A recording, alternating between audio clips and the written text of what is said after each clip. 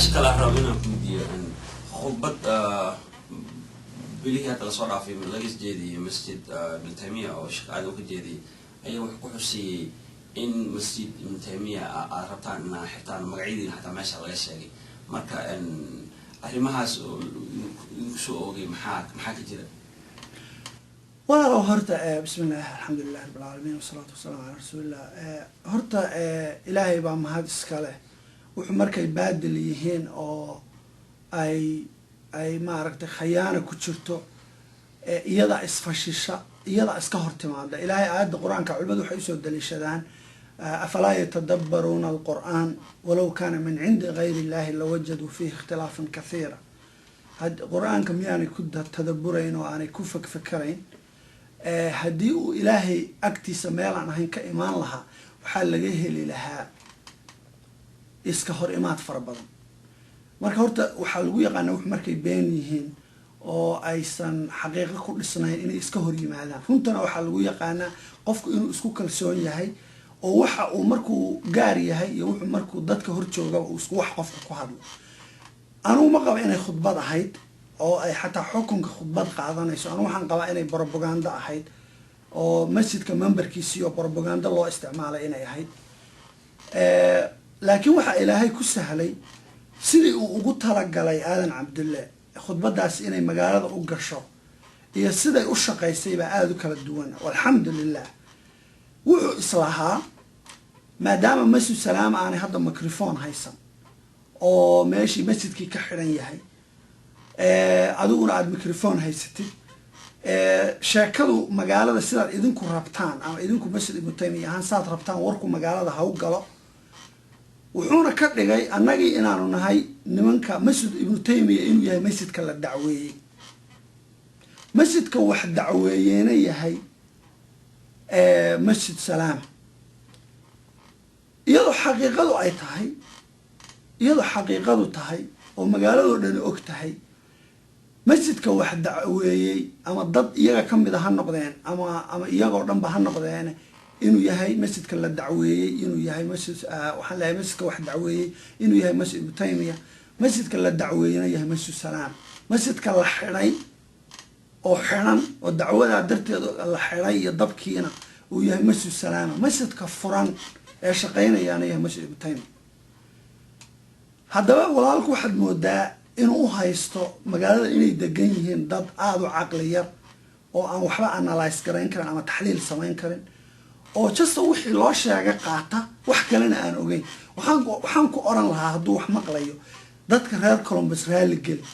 oo caqligoodaad meel uga dhacday oo caqligoodaad cayday insult weeyaan waxaad ku hadashay dadka raalli geliyo caqligiinii baan caayay iga raalli ahaada inta aan idin moodayay waad ka caqli badantihiine raalli ahaada inuu dadka ku yiraahdo waayo waxa la og yahay ee markhaatiyada loo hayo ee cad ee qof kastaa og yahay oo taariikhda gashay waxa weeye masjidka lasoo weeraray inuu ahaa masjid salaama kala dacweeyey inuu yahay salaama ka warqadaha laga qoray ee ilaa 12 dacwo laga qoray inuu yahay masjid salaama haddaba hadalkan uga socdaa waxa weeye wuxuu rabay inuu warku magaalada u galo qaabkii xaqiiqadu ahayd mooye qaab kale laakiin dadkii hadal yaroo uu meesha ka yiri waa anigii lahaa afalaa yatadabbaruuna alqur'aana walow kaana min cindi illaahi lawajaduu fiihi ikhtilaafan kathiira hadal yaroo uu khudbadiisa ku darsaday baa wixiisii oo dhan isku fuuqsaday hadalkaas wuxuu ahaa markuu ka hadlay annaga markuu naga hadlay wuxuu naga dhigay niman fataaniina oo iyaga warqada ka qoray oo masjid salaama dacweynayo oo dowladdu isticmaalayo oo annaga naga dhigay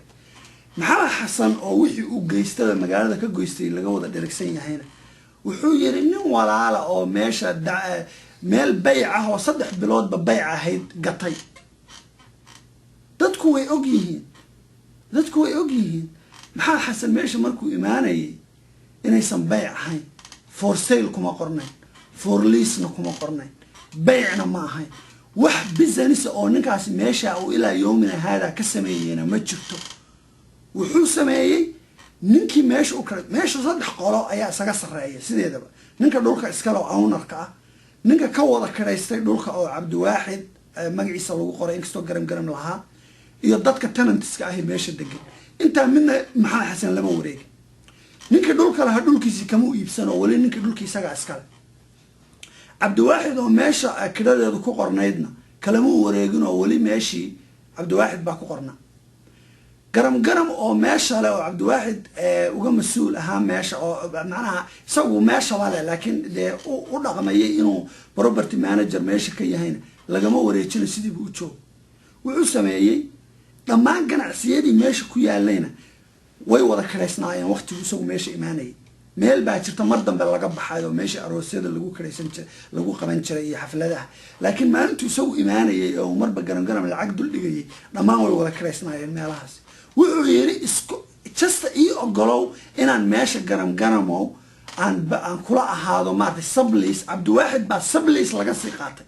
subleasekii keligii male yaa lale isaga iyo garam garam wax uu sameeyeyna ma jirto ama ujeedo uu ka lahaa ilaa inuu awood u helo inuu masjid salaama eviction kusoo oogo oo uu meesha ka saaro daliilkeeduna wuu cad yahay waxaan u maleynayaa warqadda waxaa loo qoray 4tii bisha September ama 1dii labadaa midun bay ahayd warqaddii hadda ima hortaalo 31 August buu warqadda dacwada waa 4 casho ka hor ama 2 maalmood ka hor maalintii warqadda loo saxeexay ayuu warqad dacwo ah soo qoray oo uu leeyahay imaamka iyo mudiirka masjidka haddaan meesha idinku imaado booliis baan idin wacayaa wixii meesha idinkaga dhacay idinka mas-uulka haddeedan hadda meesha ka tegin xoog inuu masjidka kula wareego oo uu qabsado isagoo sidiisa abuu u socday ganacsi meesha ka galayna ma jiro ganacsi uu ka sameeyeyna ma jirto ujeedo kale uu ka lahaana ma jirto wax aan masjidka inuu la wareego ahayn oo uu meesha shaqa ah oo ka lahaa ma jirto magaalada dhanina waa ogta waxaan maqalnay in labadiini dhinacba ninkii carabka uu yiri hayga baxaan marka arintaas xagee ku dambeysay walaal saad u sheegtay horta waxaa jira in yar haddaan dib yar ugu noqdo laba maxkamadood bay dadku badanaa isku khaldaan marka arrintaa inaan caddeeyo weeye oo dadku si ay arrinta u fahmaan maxkamadii waxay ahayd maxkamadii hore oo muddada badan soo socotay oo maxamed xasan ninka la yiraahdo uu faalgareeyey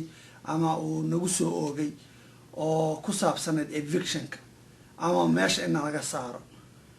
maxkamadaasi maxkamad civil weeye waa eviction complaint ama guri ka saaris dacwadeed weeye marka waad ogeydeen maxkamadaas dhammaan qodobadii beenta ahaay oo nalagu soo oogay in la yiri xog kama jiraan maxkamadda waan kusoo guuleysanay sidaasayna ku dhamaatay maxkamadda marka warkeedu wuu xidhmay baabkeedu wuu iska xidhmay wax hadda ka socda iyo wax ka taagan midna ma jirto waxaa jirtay markii arrintaasi dhacday in ninka la yiraahdo maxamed xasan uu tagay Franklin County oo uu buuxiyey formkaas oo ah waxa loo yaqaano maartay demolition permit oo ah form aad ruqso uga soo qaadanayso dawladda hoose guriga inaad la dumiyo ruqsada markuu soo qaatay oo aan ka war helay hadda ka horna bartamaha dadka wareysiman arrinta idinka siinay warqadda laftigeedu website-kiina ku jirtaa warqadda uu buuxiyey oo demolition permit-ka ah haddaan xusuusto website-kiina waad soo geliseen warqadda markii uu soo qaato aan ka war helnay maxkamadii laftigeedii baan ku noqonay waxaan soo qaadanay wax la yiraahdo maaragtay waxaan soo qaadanay dacwo lagu joojinayo maaragtay demolitionkii ama dumistii guriga ayaanu file garaynay marka court injection baa la yiraahdaa court injection kuna ma aha dacwadan kale lama mid aha wax cilaaqaadana lama leh waxa weeye waxa kaliya laga hadlayaa maxkamadda ayaa waxay joojinaysaa in meeshii la dumiyo kadibna hearing baa la qabanaya hearingkaana waxaa lagaga doodayaa dumintaasi dumin sax ma tahay oo in la dumiyo meesha nimanka duminaya xaq ma u leeyihiin mise uma laha waxa laga doodayaa kaliya waa inta court injectionka annagaa faalgaraynay iyagu may faalgarayn annagaa dacwada faalgaraynay waa court injection ujeedaduna waxay ahayd inaan la dumin dhismaha maadaama dhismaha annaga naloo soo xukumay oo annaga noo karaysan u yahay arrintaas markii maxkamaddii la isugu tegay oo iyagii loo yeedhay qoladii wax dumin ninkii dumista rabay inuu meesha dumiyo waxaa dhacday arrin mucjiso ah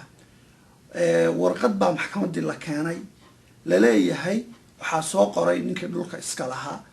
ninka dhulka iskalena uu leeyahay maadaama dhulkii uu gubtay 50% in ka badan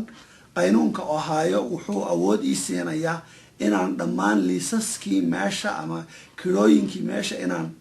inaan buriyo oo cancel ka wada dhigo. warqadaasi markii meeshii la keenay ninkii anaga qareenka noo ahaa Sanjay Bhatt wuxuu yiri warqada ma ninkii judge-ka wuxuu warqada ma aragtay ma lagu soo diray copy ma uu yiri habeen ka hor baana la soo qoray habeenkii ma bariyo kale maxkamaddu markay habeenkii ka horeeyay la soo qoray markii habeenkii la soo qorayna wuxuu yiri ma aanan arag buu yiri maxaad rabtaa inaad samaysid buu yiri ninkii judge-ka ahaa wuxuu yiri nimanka looyarada ah oo qolada kale looyarada oo aan rabaa inaan la hadlo qol bay isugu tageen looyaradii baa wada hadlay Sanjay Bhatt wuu soo noqday anaga qareenkaygii wuxuu yiri waxaan rabaa in muddo la siiyo aan arinta ku soo baaro waxa la baaraya waa maxay waa laba wax in dhulkii 50% sida xaqiiqada ah in ka badan gubatay oo dhulkii la soo cabiro iyo in la soo cadeeyo warqadan inuu soo qoray ninka dhulka lahaa haddana halkan yar dib ugu noqdo warqada ma soo qorin ninka dhulka lahaa laakiin waxa soo qoray ninka lawyer-ka oo Maxamed Xasan wuxuuna u fagas gareeyay ama fagas ahaan ugu diray ninkii dhulka lahaana uu soo saxeexay warqaduna waxa ahayd warqad lagu badbaadinayo Maxamed Xasan sababtoo ah haddii ninka dhulka leh uusan arinta soo farageliyeen arinta isaga aad bay ugu xumayd waayo dhul uusan lahayn nin duminayo haddaad dhulaadan lahayn dumisid oo barmid u soo qaadatid waxay la mid tahay adoo gubad oo kale waa karaan waa okay halkaas ka dhaxgal ninka Lucas kale oo carabka iyo waxa leedahay iyo Maxamed Xasan baa heshiis hoose ka dhaxeeyay si idinka meesha leedahay sax way sidaa way warqadu warqad makriya way oo loogu talagalay in aan isaga Maxamed Xasan lagu badbaadiyo annagana aan lagu khasbo inaanu meeshan iskaga baxno sababtu waxa weeye haddii la yaa dhulkii waa la duminayaa kiradiina waa la cancel gareeyay ama waa la buriyay wax de meeshii noo yaalaa ma jiraan annaga wax dadkii oo dhan macnaha kirooyinkii oo dhan waa la buriyay weeye macnaha marka wixii la isku haystay meesha way ka baxeen sidaas darteed annaga waxaan ku khasbannahay marka inaan wixii withdraw ka samayno iskaga baxno lawyer-kaygii wuxuu la xidhiidhay ninka dhulka iska lahaa wuxuu yiri warqadaa ma soo qortay haa buu yiri waa anaa soo qoray macnaha waa raalli baan ka ahay dhulkii waa la cabiray waa run 50% in ka badan baa gubatay lawyer-kaygu uu nagu soo noqday wuxuu yiri waxaan ku sii dagaalama ma hayo waan arkaa arintani waa makri waa khayaano laakiin wuxuu yiri qaynuunku wuxuu u shaqeeyaa wixii wax cad oo la taaban karo waa inay yihiin marka wuxuu sameeyay lawyer-kaygu arinta withdraw ka sameeyay ama uu ka baxay dabadeedna wixii loo yaqaanay maartay court injunction-ka yagi anagu aanu faal garaynay dismiss baa laga dhigay dismissna waxa looga dhigay maadaama aanan waxaanu ku sii dagaalana jirin oo anagu aanan maxkamadii imaanin dismiss baa laga dhigay laakiin maxaa meesha daba socda oo dadku inay fahmaan u baahan waxa daba socda anaga maxkamadna lagama xukumin Maxamed Xasan waxba looma xukumin laakiin waxa la ogolaaday dumintii anagu aanu hortaagnayn inay sii socoto oo la dumiyo guriga waxa systemka maxkamadda galay iyo waxa maxkamaddu xukuntay waa inta guriga go ahead qoladii duminaysay waa dumin kartaa waxa way guriga masaajidku ha saawi ma lama dumin sidii aanu ka baqaynay baa dhacday ama iska cadayd ba inay arinku ahayd khiyaanay ahayd gurigiina lama dumin gurigiina waa taagan yahay iminkana Maxamed Xasan magaaladu wareegaya lacag buu urursanaya masjid Umar bay tageen oo lacag ka soo urursadeen wuxuu rabaa inuu intuu magacyo kala isticmaalo uu meeshii furto dad uu isticmaalayo oo isagu dabada ka wado oo isagu mas'uul u yahay ayaa waxay leeyihiin meeshii waa furanayna ku socodsiinayna hawsha ana lacagta idin keenay ana idin socodsiinay idinku jasta wajigiina aan isticmaalo meeshana waa furanayna qorshahay wadaan sidaa weeye waxaana ku sheegayaa insha Allah inaanay dhacaynin oo arinta waxaan sameynaynaa maadaama ay fraud tahay oo loo jeedo ninka judge-ka in aad buu fahmay inay warqadu fraud tahay waayo warqada waxa soo qoray ninka lawyer-kiisa Maxamed Xasan wax arintu kama imaanin ninka dhul kale ma fahmaysaa marka waxaan sameynaynaa waa u fiirsanaynaa saasaan u fiirsanaynaa maalinta damcaan inay furaana insha Allah waxaan sameynaynaa dacwadii halkii bay ka bilaabmaysaa waana ka baxay waxaan ku diinayaa maalin journal magaalada ka soo baxa baa akhriyo waxa ku qorneed masjid Salaama bugu u koraysa qorneed masjid Salaama oo la raray marka xagee ayaa أدين حاجة الذين هري runtii horta joornaalkaas walaalaha loo yaqaano joornaalka loo yaqaano Somaliland article-ka uma ay qorin ama maqaalku uma qornayn si professional ama sax uma qornayn akhbaaraadka macluumaadkii xaqiiqada ahaa ee magaalada ka dhacayna waxaad moodaa qofka joornaalka qoray inuusan xogogaal u ahayn waxaad kaloo moodaa qofka joornaalka qoray inuu hal dhinac waraystay oo nimankii naga soo horjeeday iyo khudbadahoodii iyo barbugaandadoodii uu meesha ku qoray annagana aan waxba nala weydiin oo dhinaci kale ah marka waxaan kula talinaa horta walaalaha joornaalka qoray intaad ilaahay ka baqdaan oo aad cadaaladda ilaalisaan oo professionalismka ama xeerka saxaafadda ee aad sheeganaysaan aad ilaalisaan inaad maqaalkan saxdaan oo dadweynaha u saxdaan oo u sheegtaan wixii meesha ka dhacay xaqiiqada ahaa siday u dhaceen u sheega annagu hadday wuxuu naga dhan yihiin oo ay run yihiin dood kama qabno dhibaatadu waxa weeye wixii marka ama beenna laga sameeyo ama sidii ay u dhaceen si aan hayn loo sheego markaa way markaan anagu dood qabna annagu runta kama cararno qofka raganimada waxaa ka mid ah xataa nin raga tahay waad khaldami kartaa khaladkaaga haddii la sheego inaad tiraado warniyo waa khaldamay mistake baan sameeyey raalli ha layga noqdo laakiin khalad cad oo gardarro ah oo doqoniino ah oo kibir ah oo isla weyniya lama difaaco maahan raganimaduna sidaa maaha marka walaalaha horta saasaan kula talin lahaa maqaalkuna qaab khaldan baa loo qoray xataa aniga magacayga way khaldeen oo haddaad aragtay meesha waxaa ku qoran mahdi xasanna lama yiraahdo magaca xasanna magacayga meel kama soo galo marka joornaalka horta sidaas weeye intaasaan ka oran lahaa joornaal marka raritaanka يعني إنكو ميا قولتان ميا إنسان قلي مس وابو وحنا وحنا كتير حان إيك عدسا محاسبة إن لو قري مس سلامة أو رري وحن أفهم يعني والله أعلم يعني وحن أفهم لا رري ده إنه يولد شيئان ماشي بقى كجورة اللي يريون إنك دول كلهابا وحو يري ماشي إيجا بح وارهن ورقد إنك دول كله ساقري وحاكو قرن لما ليسسكي ولا كنسل جريء إيجانا بحر دول كيجين أنا لو وريجي ساسا كو قرن هدي اللي فلنا يو إنه وحنا كمان قبنا أو عدالة هاي أو السرعة هاي مركب هم يو كلمة دخلت هالكاسي كولا أما مسجد كي حاجة وجوري هدا يودين يسد